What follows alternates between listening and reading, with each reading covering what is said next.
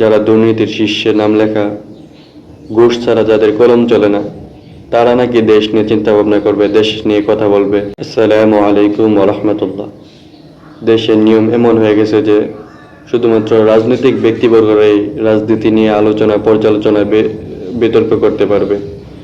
দেশের আমজনতা, ওলামায়ে কেরাম বা গ্রাম অঞ্চলের কেউ এগুলো নিয়ে আলোচনা করতে পারবে না। যারা দুর্নীতির শীর্ষে নাম লেখা, ঘুষ ছাড়া যাদের কলম চলে না, তারা নাকি দেশ নিয়ে চিন্তা ভাবনা করবে, দেশ নিয়ে কথা বলবে। মসজিদের ইমাম সাহেবরা এই বিষয়ে কথা বলতে পারবে না। রাজনৈতিক ব্যক্তিবর্গরা বেগম পাড়ায় বাড়ি করার জন্য ধর্মীয় কোনো কাজে অংশগ্রহণ করতে পারে না। সেজন্য সপ্তাহে একদিন মসজিদে যাই, ওখানে গিয়ে রাজনীতি বিষয়ে কথা বলতে হই। বৎসরে 2 দিন ঈদগাহে যাই, ওখানেও রাজনীতি নিয়ে কথা বলতে হই। বিভিন্ন সময়ে বিভিন্ন মাহফিলের মধ্যে রাজনীতি নিয়ে কথা বলতে হই। কিন্তু আমরা কেন বলতে পারি না?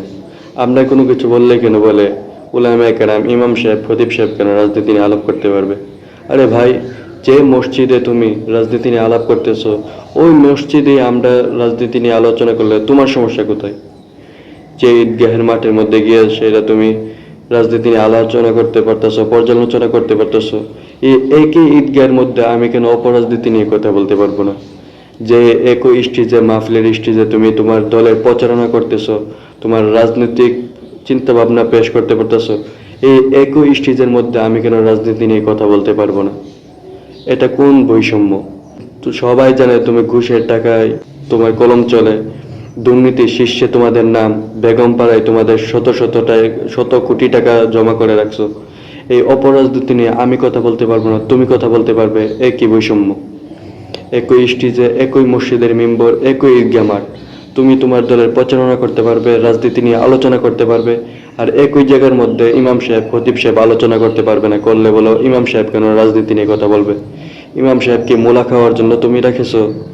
ইমাম সাহেবকে সপ্তাহে একদিন দাওয়াত দিবা, জোর কইরা জিম্মি কইরা তোমার নামের দোয়া নিবা, এটাই কি ইমাম সাহেবের কাজ? ইমাম সাহেবের কাজ সমাজকে সতর্ক করা, সপ্তাহে একদিন বিভিন্ন ইস্যু নিয়ে কথা বলা। বিভিন্ন ইস্যু নিয়েই কথা বলা ইমাম সাহেবের কাজ। দেশে তার নিজ মহল্লার মানুষকে সতর্ক করা। তোমাদের অপরাজনীতি নিয়ে কথা বলতেই হবে ইমাম সাহেবের, এটাই ইমাম সাহেবের কাজ। শুধুমাত্র আসমানের উপরে আর জমিনের নিচে কথা বলা ইমাম সাহেবের কাজ না। সপ্তাহে একদিন আলোচনা করবে, সমাজের মধ্যে যত দুর্নীতি কাজ হয়েছে, যত অপকর্ম, ইসলামিক কাজ হয়েছে, সব বিষয়ে কথা বলতে হবে ইমাম সাহেবের, এটাই ইমাম সাহেবের দায়িত্ব।